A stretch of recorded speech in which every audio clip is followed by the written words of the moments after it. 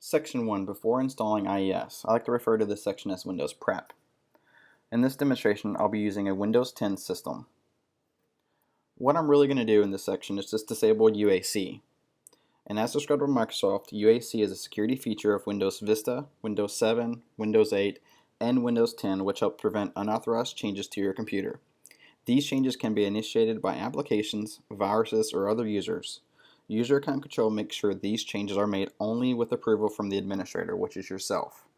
Now in this case, it does interfere with the IES system, so it's recommended that you go through and disable it as per the user's manual. You do not have to do that, but you will receive several pop-ups during the use of IES, and if that's not a big thing for you, it's fine.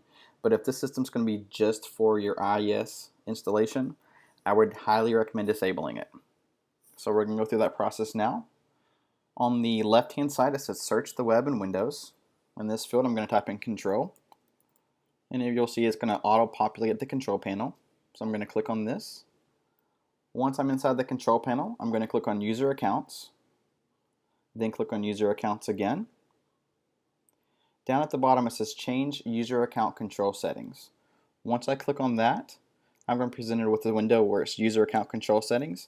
And if you'll see the slider bar on the left hand side is about halfway up, maybe a little bit more. I'm going to drag that down to the bottom to never notify. I'm going to press OK. And then here, this is traditionally the same window you would see if you kept user account control enabled each and every time that you used any program on the computer. I'm going to click yes, letting it know that I do want to disable it. And then I'll be taken back to the same user account control window. I'm going to go ahead and close out of this screen. And that's all for this section. Section 2. Installing the Aura Cloud. In this setup, I'm not going to use the traditional DVD because I want to show you a little bit more of the inner workings of the IES install. So I'm going to open this folder that I've created. I've got the IES3 setup, and I've got the two files that I need to run throughout the setup. This is for my webcam, my Logitech webcam, and this is the XNA framework through Microsoft.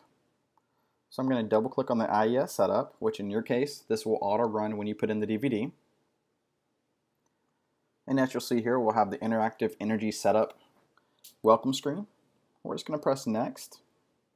And under program features, you'll see you have Aura Cloud software automatically selected, and you can uncheck that, of course. And then the second box, Logitech QuickCam. That's going to be for our web camera. And then I'm going to check the XNA at the bottom here. This is going to be for the framework that we need for the graphics drivers.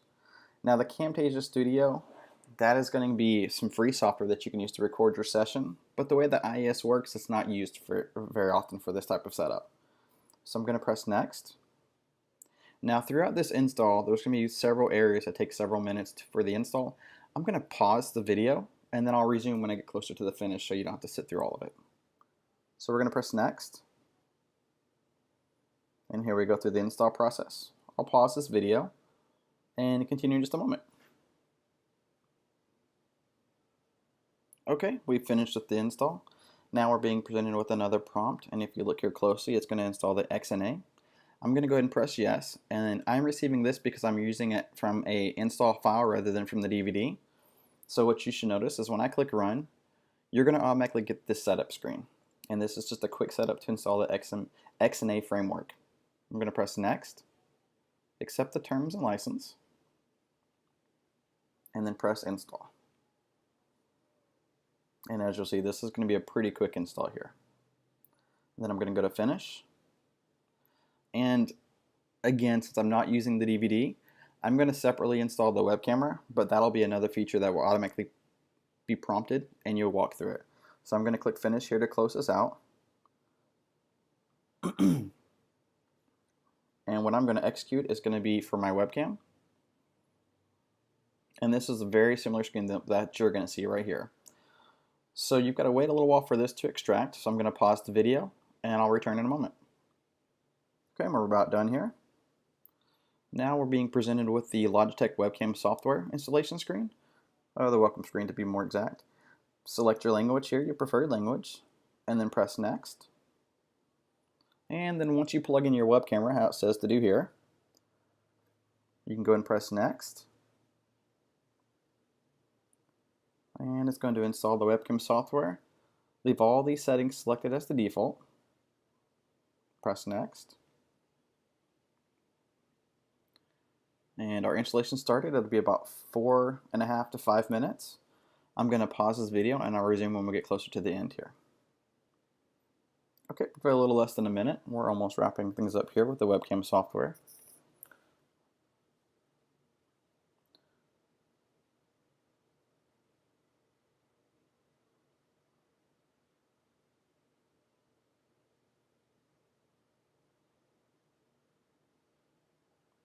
Okay, if you happen to encounter this screen at all during the install, what I would do is simply unplug your web camera and then plug it back in.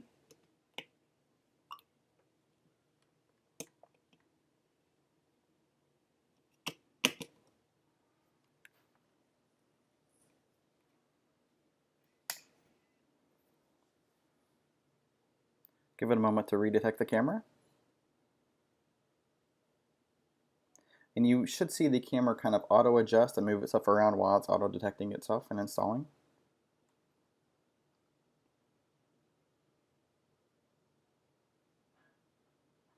Okay, there we go. As you see here, we've already got video. I'm going to go ahead and press next. And I'm going to go to check out my webcam.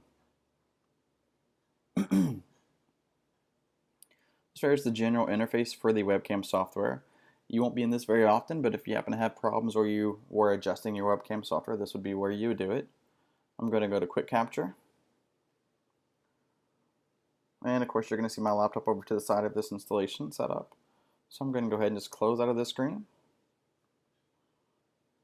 And we are now done with the installation. We've installed the IES console, we've installed the Logitech webcam software, and the XNA framework.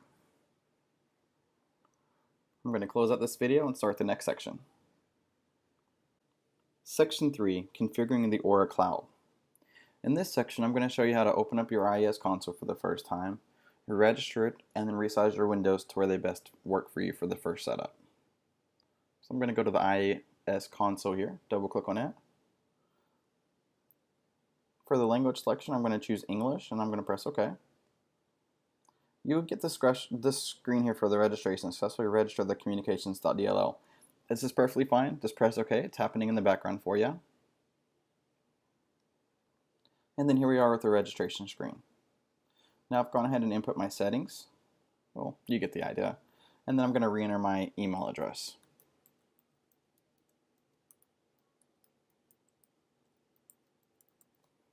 Press register.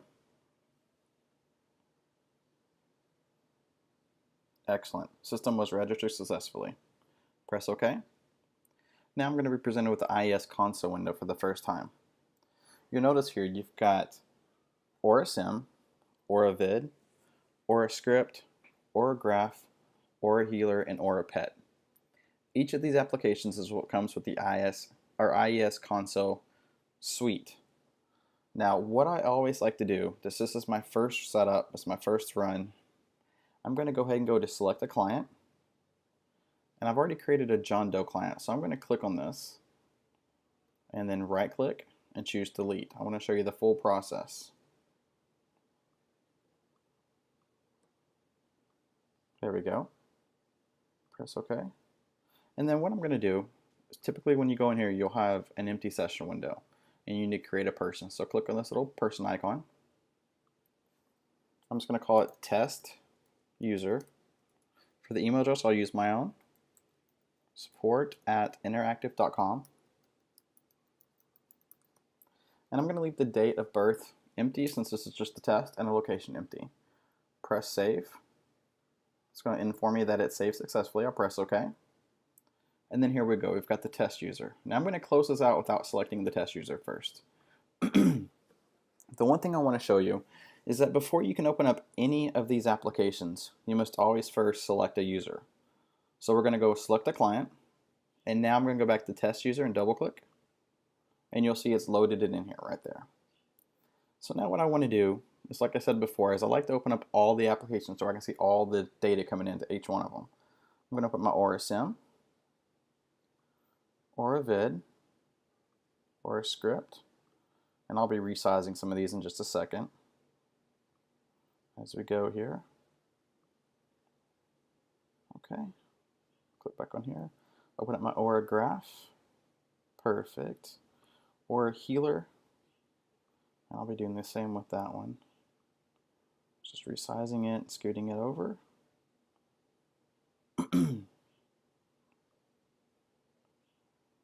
And then Aura pet.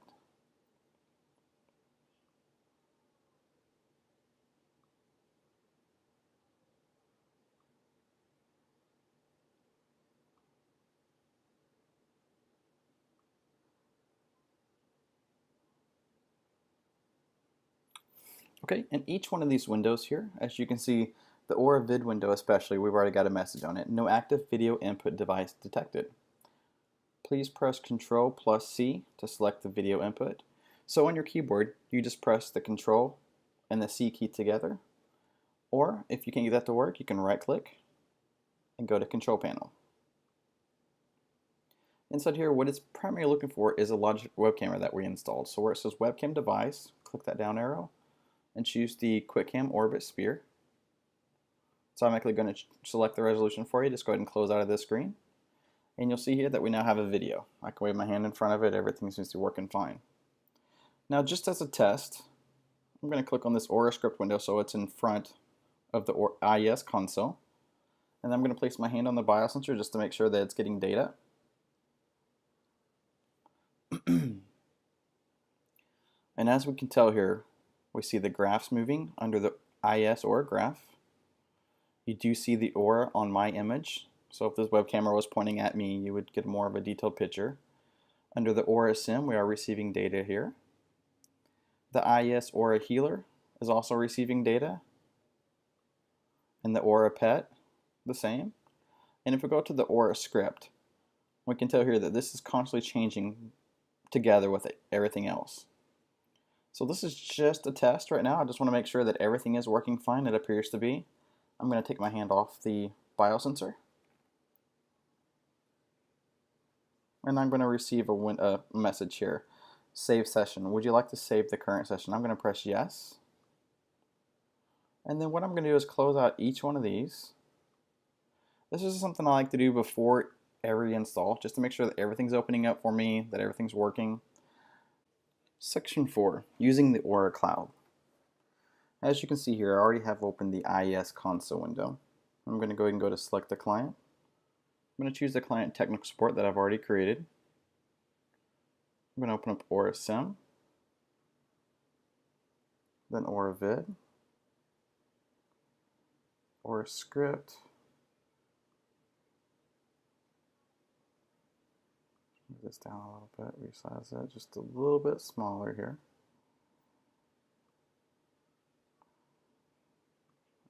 Aura Graph. Now this is going to be a basic report. I'm not going to use the Aura Healer or the Aura Pet at this time. So I'm going to just go ahead and make sure all my icons are, or all my applications are open here in front of me. I'm going to place my hand on the biosensor.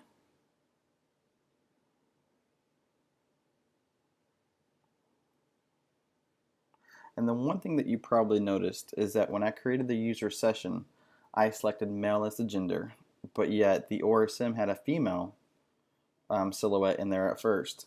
Once you put your hand on the biosensor and it starts reading in data, it will take that setting that you chose for gender into consideration and then it will put it up on the screen. So as you can see here, like before, I'm getting data into my graphs, into all my windows here. And for this, I'm going to go ahead and remove my hand. I'm not going to keep it on there that long, just as a quick demonstration to you. So I'm going to remove my hand from the biosensor. And I'm requested, would you like to save the current session? I'm going to click yes.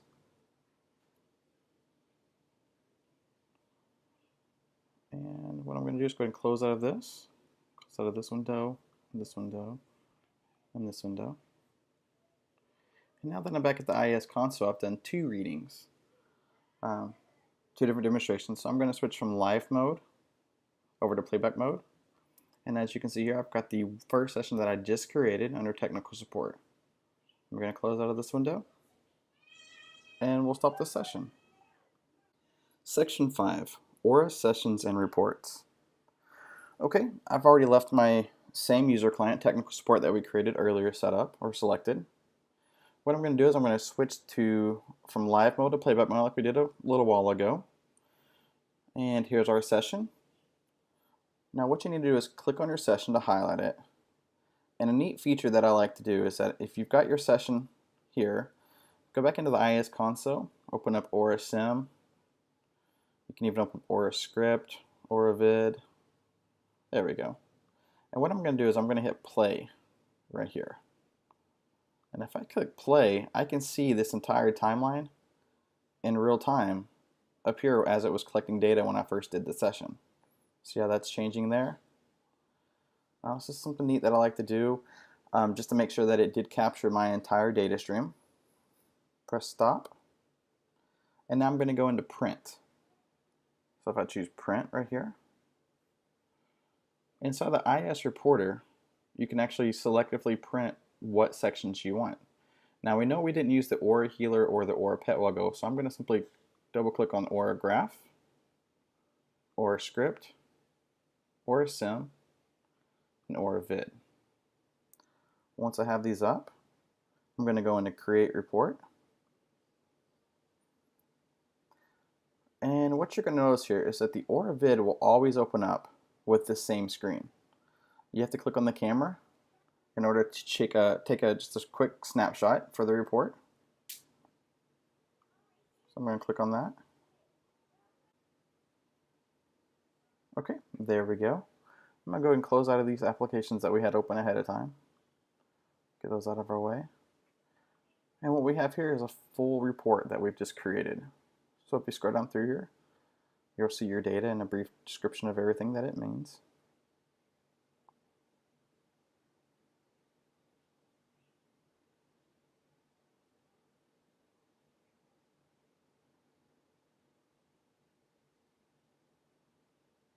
Continue to scroll through here. Just make sure you have a fully intact report. Okay. Now if you ever open up this report and you happen to notice like some of your images aren't quite loaded all the way, it's nothing to worry about. Don't close out of the reporter. Just simply right click and choose refresh right here. Or in your keyboard at the top, press the F5 key and that'll auto refresh. And that'll reload in some of the images. Sometimes depending on your computer, it will take a little bit longer to load the images into the report. That's perfectly fine. It's just something natural that you can go through and fix. Now here we could go through and print the report, or you can simply close it if you were just testing it out, or went through and print the report and give it to a client. So I'm going to close this out, and we're going to go ahead and close the session.